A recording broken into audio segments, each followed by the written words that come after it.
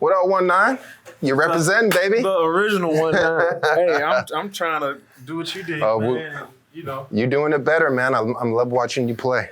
When I came here in 2003, they tried to give me the number 80. And there's only one man should be wearing number 80, Jerry Rice. And then they had G-Roy at 81.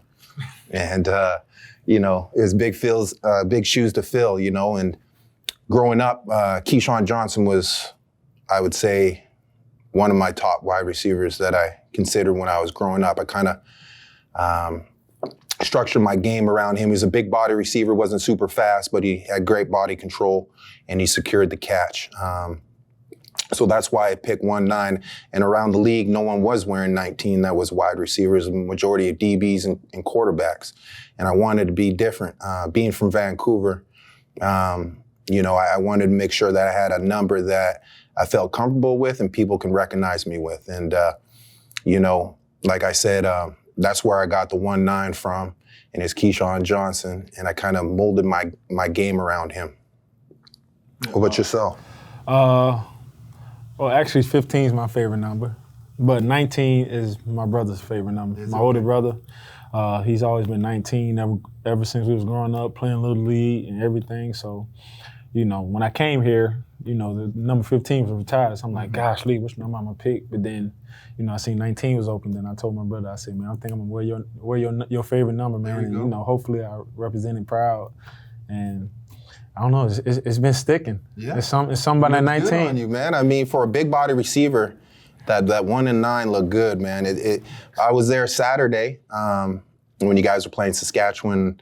We were walking on in. I was coming in with my family, and my kid's like, "There's 19." I said, "Let's make sure we see the name on the back. Let's check the name." And when people were walking by, and I was like, "Okay, the new 19 is front and center right now, man. Big body, right?" So. No, it's good to see the 19 up there. There's been a few years where the 19 wasn't really showing. And so, like I said, man, I'm going to keep on saying you make me proud when I see you make those plays. It gives me flashbacks when I played. And I wouldn't want anybody else to wear 19 on BC unless it's you. So. Keep on doing your thing, man. Keep on doing your thing. I promise you, I'm gonna make that 19 legendary by the time I leave this place. Like that's my goal. Well, you got the tradition. We set the groundwork when I played, and then there was a few years where there's little hiccups. But since you've been here, man, there's buzz around the whole town about what you guys are doing, and I feel proud to be an alumni, and especially with a 19, a guy like you making plays deep down the field and celebrating. It's a dream come true to actually officially meet you. So, I know my kids, they look up to you. And there was a few years that they had a quarterback 19, and I wasn't too happy about that. So I was waiting for a stud receiver to come to BC, and so I'm glad you came. Man. I appreciate it, man. I appreciate it big time. I know, what have you seen difference from the past over the couple of years to now? What do you think is the attitude? I think we lost a little of swag. We had a lot of older guys leave all at once, so they kind of had to rebuild. And then bringing guys like you, if I'm right, correct me if I'm right or wrong. You came from Toronto, am I right? Is it Toronto? Who were you playing with before? I came with Ottawa. I came with Rick. Okay. That's why I said I'm not gonna leave Rick. I was with Ottawa for 3 years, then the rest of my career I've been here. So. Well, your name's circulating around town, and everyone's like, "Have you seen that 19 play?" And I said, "Yeah." And they say he reminds me a little bit like you, and I said, "Yeah, but he got a lot more speed than me." So. I mean, if you ask my teammates, they're like, I got no speed. Yeah, so. they said that to me too. They called me No Yak Jack. So. No Yak. Hey, we get the yards though. Exactly. So, man. We guarantee the catch, and. Yeah, man, that's the biggest thing I think with myself. I'm more about guaranteeing the catch. If there's a deep ball down the field, I'm gonna catch the ball. I'm not, lucky and hatch, and Couture, they good with after the catch, but I'm gonna make the big plays. I can be covered and still be able to jump over somebody's head. And I take pride in, my different skill set I got within our receiver group, because we got so many talented receivers. Even last year we had Burnham, and yeah, I know. He's a legend. He's a legend in himself. I know that, man. But one thing they needed a big body like you. You play on the outside, you play on the inside. You can play all over, all 5 positions, and I think they needed a player like you. So when in doubt, they throw that ball up and you make plays.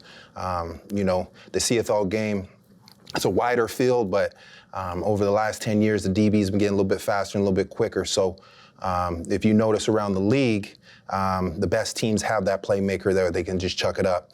And sometimes when you covered, you got to make that play. So I think the mentality and then also you just making those plays, it's kind of brought the team forward. And then obviously you got great quarterbacks the last few years. You got a stellar defense with Coach Phillips out there. Oh yeah, there's studs at the helm, and then you got Benavides, and then Coach Campbell. I mean, you guys got what you need to be a championship team. I remember starting off a few times. I think we were 11-0 or 8-0. And then we kind of mid-season kind of had some hiccups and some growing pains, but you know, we built that foundation in training camp. We started the season hot, and there's going to be laws up and down in the season time, in the middle of the season, due to injuries and whatnot. But it's really how you finish the halfway point all the way to the end of the season. So from your vantage point, you said y'all went 8-0, 11-0. What's the thing we should key on, like with our team starting off so good, like, you know, through the middle when you go through the ups and downs? What do you think is the most important part about staying consistent and making sure you don't have those downs too often? Well, you know, it's the leadership, right? Holding each other accountable, practicing like it's the last practice every single week. You know, just one game at a time. And that's what it is. It's like if you look too far forward or you look too far back, it makes you stalemate. You know what I mean? You can't have no growth. So as long as you guys are growing every single week, you guys might not be perfect, but at the end of the day, you're winning more of your battles. If you can win every rep, you know, every series, every play, that will kind of attest to how great your team is. There are a lot of teams that come out of the chute pretty fast, but they're pretenders. So if you can consistently try to win, you know, your matchups and win every single play, which you guys have been doing, you don't have to win. You don't have to win with a big margin. You can win ugly, and that shows character of a team when maybe things are not going all on the right cylinders, that you guys can still find a way to win. You know, winning all 3 facets of the game: special teams, defense, and offense. And you really only go as far as your defense will take you. Defense wins championships, and it's just making sure that you don't have turnovers on offense, and you guys can sustain drives and win the field position. Okay. And the thing that's been going around, which I've been trying to get going this year, is the head top. Do you know what Mr. Head Top means? No. So basically, Mr. Head Top is, I'm saying I'm the best at, you throw it up, I'm going over defender's head. Yeah, okay. So Mr. Head Top, you know, they call me Mr. Head Top, so. So I'm just gonna call you that from now on then, Mr. Head Top. Because they says every time you throw it up, it ain't like, you know, Eugene says 90-10. Well, mine is 95 and 5, because most times I'm coming down with it. And that's the mentality you gotta have. I mean, not just you, but all the wide receivers. I think what you guys have as a receiver core, you have speed, you have route runners, and then you got big body head top like you. Yeah. And I think you're a combination of all 3 aspects of it. And I think you guys are on the right path. I think you guys have the right team to take it to the championship and win it. And it's been years, man, and we've been patiently waiting. I feel like this could be the year. And like I said, if you guys can just worry about every single day that you're in here and you're grinding and you hold the people accountable, you guys will be successful. So tell me this, how was it to play with G-Roy? Because, you know, G-Roy is a legend in this building, a legend in the league. I mean, G-Roy is He taught me a lot. Be. He taught me a lot, man. You know, I played with him. I was the X receiver. He was the R receiver, and we worked together. And with Jacques Chapelain as the OC at that time, we created a lot of mismatches. So, you know, G-Roy didn't look fast. When I first came I always tell this story. When I first came into the locker room and they introduced this as G-Roy and he had his shirt off, I said, man, this is the great one? This is the one, this is G-Roy Simon? I was like, oh yeah, I'm gonna get his spot. And the first practice we went out there, man, and that guy was smooth. In and out of his routes, He's faster with the ball in his hand. He kind of had like Jerry Rice speed with the ball in his hand. He'd catch a hitch route in the middle of the field, split the safeties, and take it to the house. And we worked well together, man. It was a combination, you know what I'm saying? I was a physical receiver. He was physical and a finesse receiver with speed. And, you know, we had a lot of great years. It made coming to work a lot easier. When you had a guy that was smart on the field and off the field, it made me a better football player and a better man. And we're still friends today. I know he's up in Edmonton and whatnot. We don't talk as much, but when he was living in BC, we would spend, you know, New Year's together. We'd be texting each other. We'd play golf together. And he was a great role model. When I came in the league, I was a little immature, had a little chip on my shoulder from getting cut from the Buffalo Bills. And he humbled me real quick. And he taught me how to be a pro. And I think if I could take anything away, man, from knowing G-Roy, is he taught me how to be a pro and take this game serious, because this game could be taken away from you at any moment. And my biggest thing, because I haven't won a Grey Cup yet. Mm-hmm. I've been close, but I haven't. What is the feeling when you win a Grey Cup? When I won my first Grey Cup in 2006, we played Montreal and Winnipeg. It was a cold-ass game, I have to admit it. I don't do well in cold. I think it was like -35.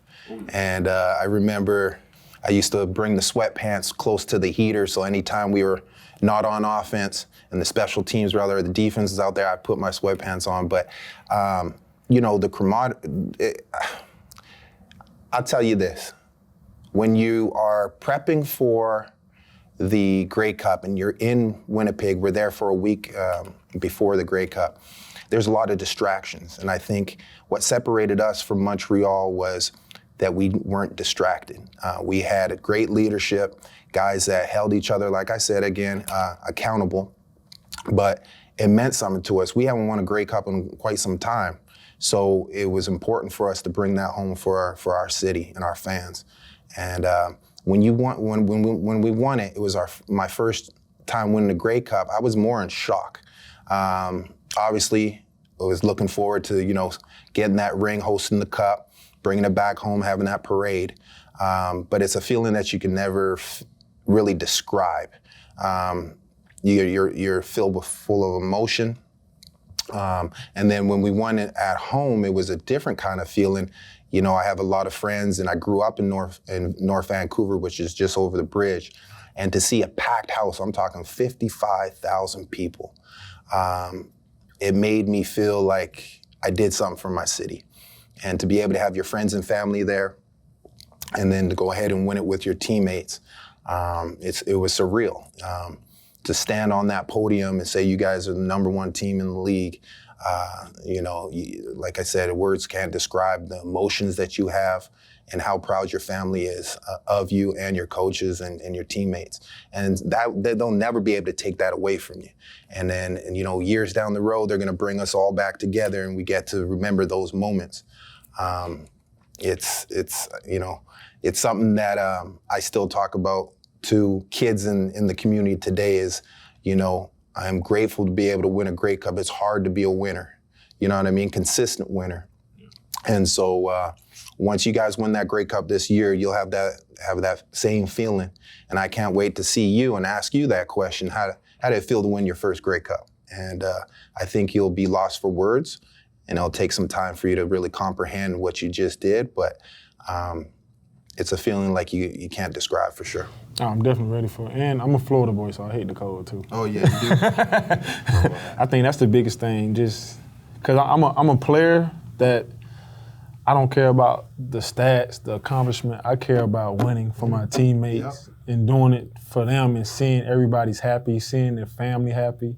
And, you know, Shaun White, he's from here. Yeah, he's a legend. And, you know, he's closer to the end, and, you know, he wants to finish out in Vancouver. So, you know, like stuff like that. I want Shaun to go out on the winning side in his hometown. And, you know, Mike came back home. And that's right. So these are these small reasons are the reason why I play so hard each and every game, because I got my brothers that I want to help them accomplish their goals so we can all be winners and enjoy that moment, like you're saying, as a champion. So, I mean, I think that's, for me personally, those are my biggest whys on why I play. Make my family proud, help my teammates accomplish what they want to accomplish, because I never really care about the statistics or anything. I just, try to be the best person I can be for my team and let everybody else have fun and be happy. Well, when you're done the game, and when you're eventually done the game, you're retired like myself, all you have is those memories. You know what I mean? And no one can take those memories away from you. You build a brotherhood with those guys that you win together. You might not see each other all the time, but when you bump into each other, you have a common respect and goal because you guys went to war together. And I played the game just like that too. I hated losing. I didn't care about the stats. If I had 100 and some yards in the touchdown and we lost, it didn't feel right. Oh, yes. It's horrible. It is. I'd rather have one catch for 10 yards and win. You know what I mean? As long as I was winning my job every single day I was out there. So we see eye to eye, and I think that's why we can relate to each other a little bit. First time meeting each other, it seems like I met you before. So, no, you're on the right path, man. You're thinking the right way. Yeah, and what we have here now is such a brotherhood, even in the receiver room. Like, people say we're so, like, you can see on TV how much fun we're having, but, like, outside of this, we really always be together. Good. We every Sunday and Tuesday, we eating tacos. There we go. We go down to Granville Street, the pawn shop. Yeah. And we eat tacos. Okay.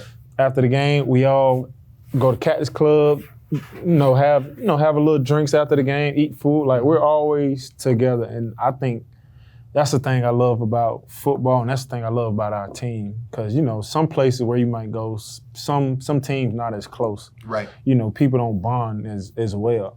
But the thing that makes our receiver corps so good is because, one, everybody on the receiver team, like everybody that's in the receiver room is unselfish.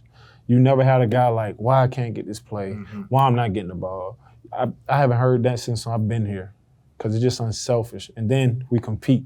Right. So like you said, we got everybody that got different things, so like, we got to spread the ball around. So you might not get that many targets, but when you get your target, you better make it shape, because we got to spread around to all the other monsters. So it makes it fun. And, when you're competing against your brothers, it's always a fun time.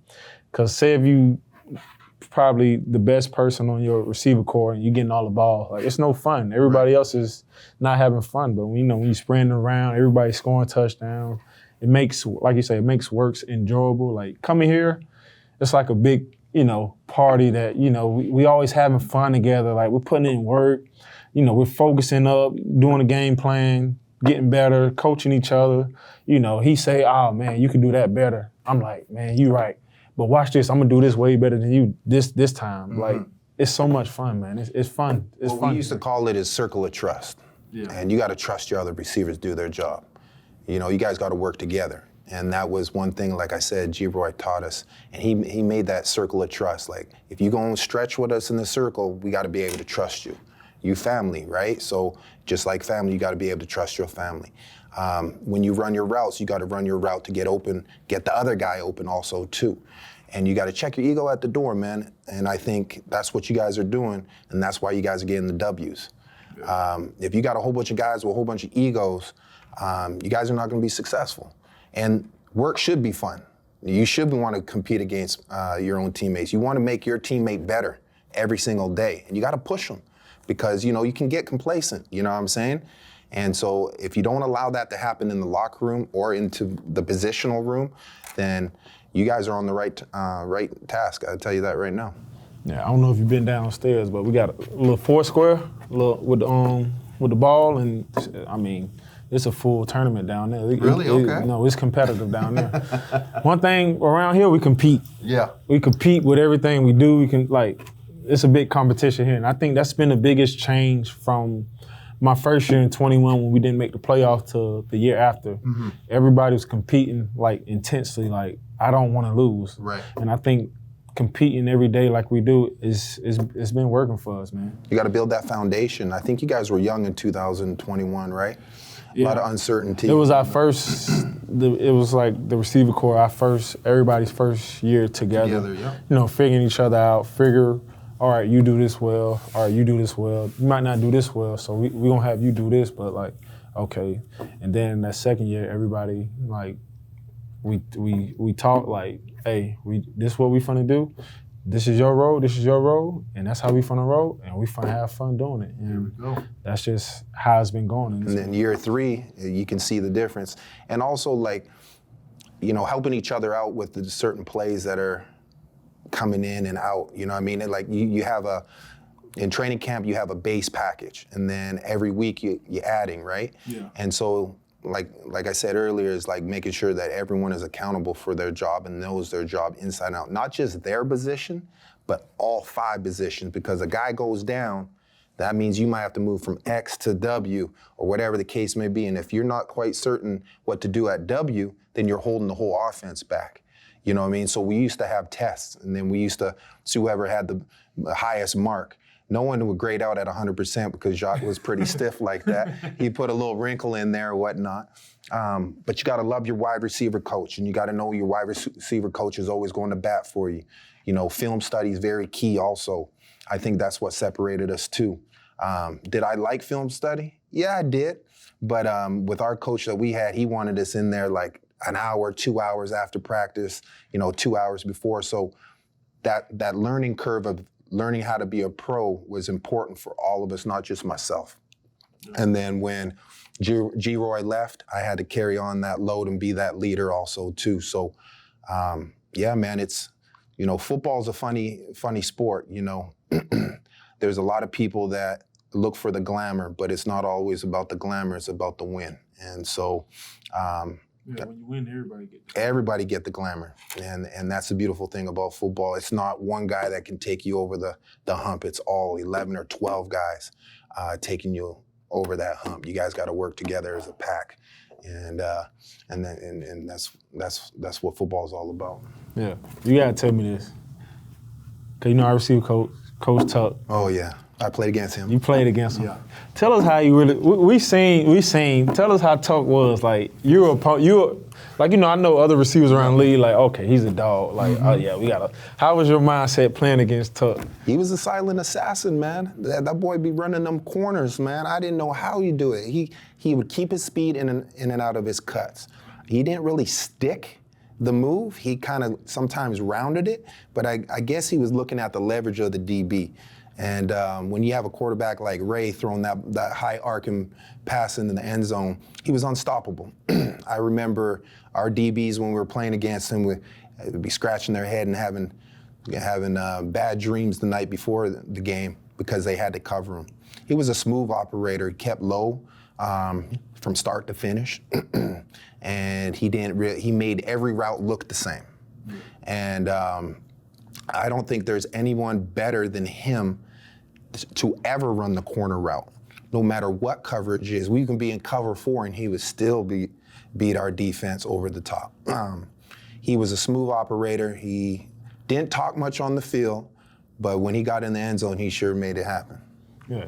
He still barely talk much. He'll give you mess though. If you did something, if you supposed to score, he gonna let you know. He's like, I would have scored that.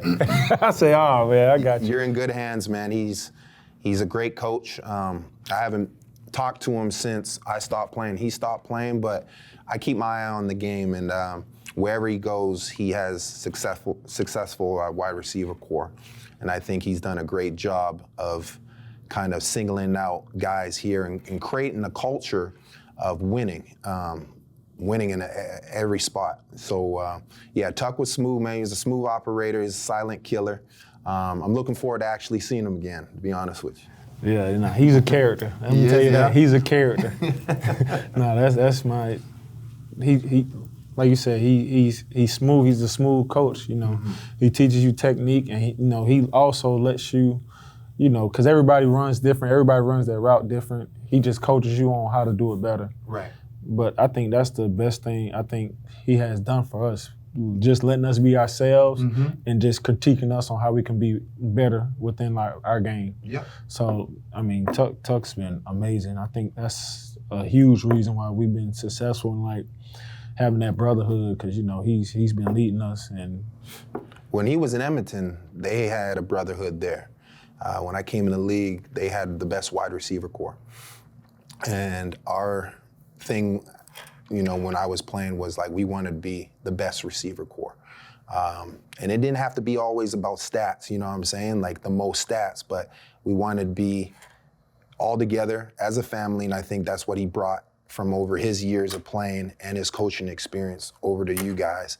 And he's allowing you guys to be who you guys are. He's not trying to create who he wants you to be. He's allowing you to be who you want to be. And he just fine-tunes it. So I think he's been taught by some great coaches over the years, and he's able to implement that now when he's here with BC. So yeah, you can tell, man. You can tell you guys are a tight-knit family, man. And I was saying that on Saturday. I was like, man, they dance all the time. Like, I do get a first down, then they all dancing, you know what I'm saying? When I played, it was usually, we do the first down, and then guys like, let's get back to the huddle. Oh, no, they going to be mad at us because we get in the end zone or we get a first down, we going to let you know. You better watch out for that delay of game, man. The thing, it's not one person that's just gonna do it. It's you get all fired. You're like, gosh, Lee. Oh man. So, as soon as we get in the end zone, somebody doing something, you'll see everybody else try to find the rhythm, and everybody else just get in rhythm. Yeah, like, man. No, that's a beautiful thing, man. You can see it, man. It's infectious, and I think the fans are picking up on that too. Over the what 6 or 7 weeks, was it week 8 now or something like that? Is it week 8? Yeah. You can really see the growth in this team and this position group. And I'm looking forward to seeing what you guys do down the road, man. Because like I said, you guys got all the tools, you guys got the right mindset, and you guys seem like a family out there. Yeah. I wasn't fortunate enough to play with Wally, but you've been in the locker room, and, Burnham, RP, they had a lot of great stories about Wally. Just personally, how like he'd kick the crap out of you in practice. Like he wasn't taking no mess, no BS. Like if you can get up out of bed, you can practice. And that's just what I took. I took that he was a loving coach. That he's one of them coaches that's gonna get everything up out of you. Mm-hmm. Some things you probably don't know that's inside of you that's still hiding. He would get it out. So, man, the first few years he was tough. He was a tough coach, but he also he'll let you know what he wants. And if you don't do it, he'll find somebody else to do it. And he'd always used to tell us that. He's like, if you don't want to do it my way, then that's all right. I'll just find somebody else. And so it built a culture within the organization of holding each other accountable and doing it the right way. And with his experience, you didn't want to let him down. You didn't want to let him down. He'd let you know, he'll come up to you and say, hey man, you could do better, you could do this, you can be more consistent. And I have to say, over my years of playing football, since I was Pop Warner, 8 years old, he was probably my favorite coach. Did we see eye to eye? No, but that's what the best thing about it is he allowed me to be who I was. He let me play with a certain kind of emotion and aggression and anger, but then when I started to reach that fine point of going over, he would pull me back. And I got respect for him. When I see him, he's like a big grandpa to me. He really shaped me into being a leader. I thought I knew what being a leader was, but I wasn't a leader. And he really pushed me to become a better player and gave me a lot of opportunities to succeed. And to be able to play for him for 11 years, I'm very grateful for that experience and to become, I think, the best version of myself as a human being. So I want to say congratulations to Wally. You earned all the accolades. You've made a big staple in this game and in my life, in my family's life, and you gave me the opportunity to play this game for my hometown. You took a chance on me in the first round, 6th pick overall, and I have to say I'm grateful. I wouldn't want to play anywhere else. And I got to play in front of my friends and family and also at home. So I want to say thank you very much, Wally. His thing is, I tell you one thing he used to do. So he used to get up on top of the building and he would sit there and he used to film and he used to watch us. So when I first came in, I didn't know where Wally was, and I'm over there practicing, messing around, joking around. And then Jiro was like, Wally up there, and I look and I'm like, damn. So you always felt that he had that watch on you. You know what I mean? You didn't want to slip up. You know, he was looking at you to see if you're the right player for him. He was always kind of judging you to make sure that you're the right mold into what he was trying to build here in BC. We had some trying years before, like, you know, to be honest with you, we had 10,000, 13,000 fans. When I came from Buffalo and they were playing, I believe, Hamilton at home, and I was just meeting the guys on the sideline, I looked around. There was nobody in the stands. After that first year when we lost to Toronto in the Eastern Finals, the following year we had a sold-out lower bowl, and it kept on increasing. Then the upper bowl, we would average 45 to 50,000 fans from, I think it was 2005 all the way to 2009. And then there was a little law there, and then the new stadium got built, and then so what he did is he brought the community. He went out into the community. He helped out with youth football. He was always around. He was always jogging around Wally when Wally was a bad neighborhood back in the day. And everyone had that respect for him. And he didn't shy away from the spotlight. He embraced it, and he made everyone else around him better. And he had goals, and if you weren't on the same page, he wasn't gonna have you there long, so you knew it. And he'd tell you, he'd be honest with you. Paris, this is what I expect from you. If you ain't gonna do it, we're gonna find somebody else. And he made me earn my spot. You know, being the first round pick coming in, we had a couple injuries my rookie year, so I was able to play and start at the end of the season and into the playoffs. And then I was back to square one again my second year. And he really made me try to be consistent. It wasn't till year 3 is when I got my start. And I always said to myself, once I get that start, I'm not letting anybody take my spot.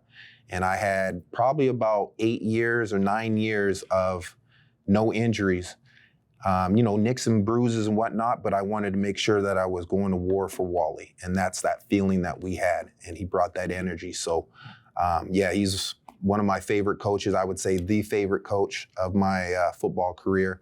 And he brought everything that I needed out of me onto the football field. Yeah, I played with Coach Cameron all my career. He's one of those coaches that, you know, he wants you to be yourself, but he also wants you to, you know, make sure you're mentally prepared, make sure you're mentally ready. Like, one thing about people who've played for Campbell or people who've heard about Campbell, they know Campbell, when you with Campbell gonna take care of you. Mm-hmm. He gonna make sure, you know, he's a family guy. He wants to make sure your family's good. He wants to make sure everything around you is good. So when you step on the field, you're 100%, like, you're free. You're just thinking about football.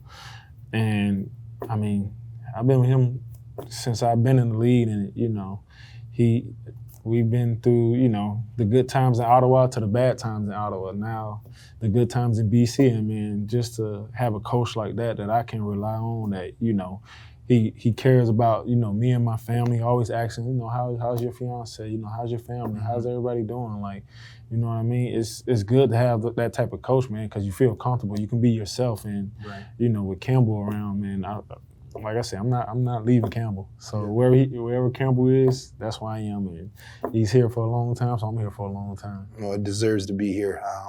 I think that was his first year, was with Ottawa being the head coach, if I'm not right.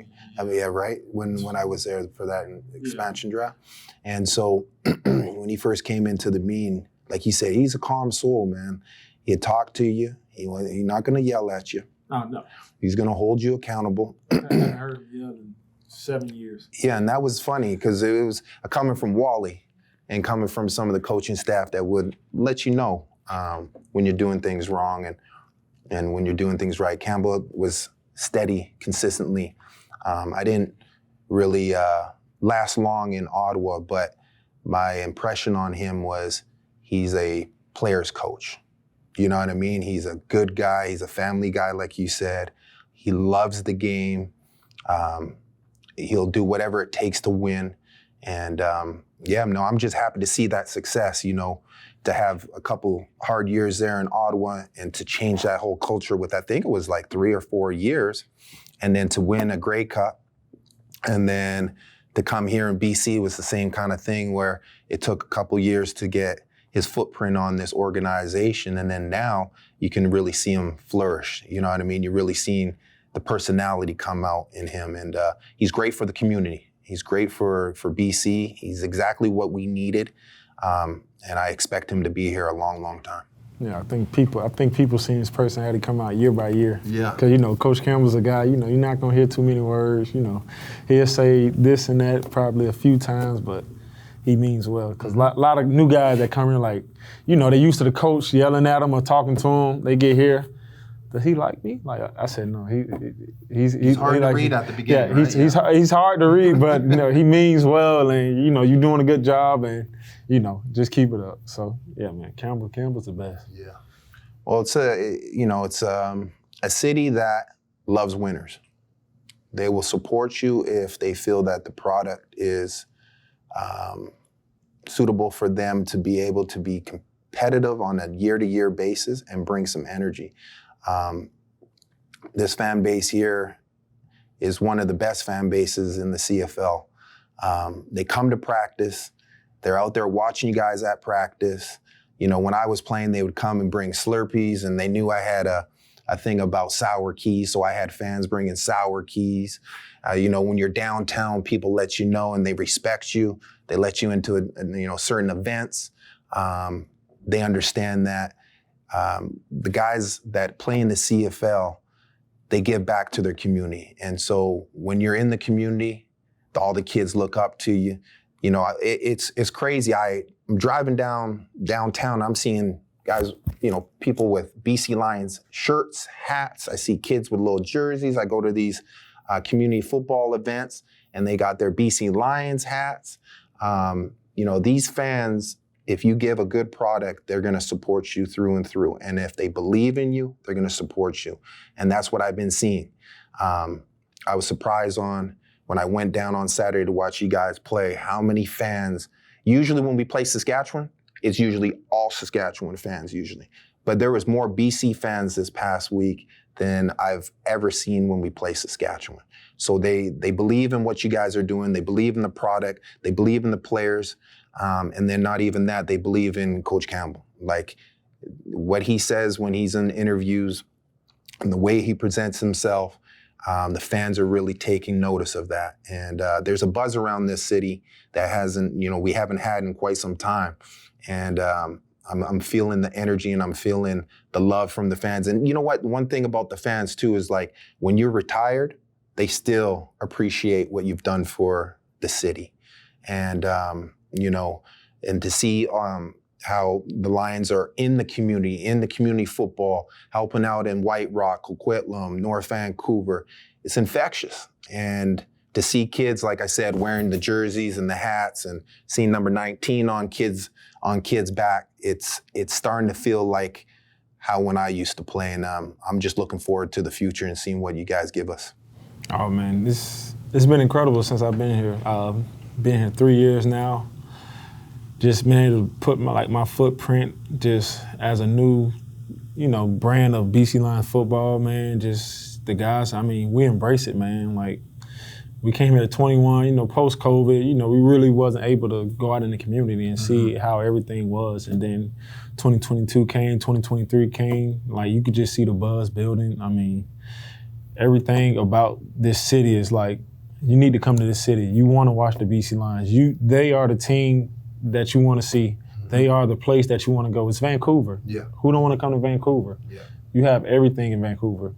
And man, it's like you said, just seeing like the kids and people in the community come out, support at practice, at the games, they're wearing different players' jerseys, you see the kids screaming your name, want to have your glove, autographs before the game, after the game, just seeing them, that much joy in their face. And it's not because, they're just around. Like, they really care about the team. They really care about the players that's around. Like, just seeing kids just like wear your jersey, for me, that's dope. Yeah, that's the best feeling, right? It means I'm doing something right on my team and in the community that, they look up to. Because I know when I was younger, I used to look up to certain players like Plaxico Burress. That was my favorite receiver growing up. So to see and hear kids, that's how they feel about me. It means a lot to me. It makes me want to play hard. It makes me want to, make them proud. Do little dances that they know to so they can be a part of what I'm doing. So, I mean, Vancouver it's a special place. You know, a lot of people ask me, "Oh, which one do you like better, Ottawa or Vancouver?" I say Ottawa it's always gonna have a place in my heart, but Vancouver is like the place I love. Like it's the best place I've been. It's a big city. You know, there's 4 or 5 million people out there, and you know, you feel the energy. You know what I'm saying? Like they're looking for winners. You know, the Canucks ain't doing well, and they're looking for a team to kind of like grasp on and take with them. And usually, like, a lot of kids play hockey, and right now, a lot of kids are playing football. They're playing flag football, NFL flag football. You know, you guys do these camps here, right, with the kids. Yeah, man, and to see how many kids that are out there. Like, when I played, there was some kids, but now, I'm like, it's in the community now. These kids see themselves in your shoes. They look up to you.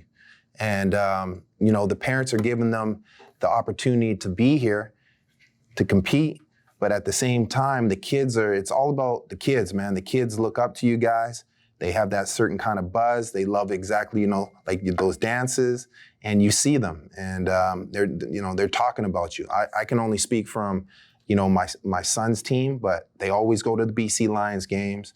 They're always looking forward to going to BC Lions games, and they have, you know, they're favorites on the team, and you know. We go to practice and there's 4 or 5 kids wearing BC Lions jerseys.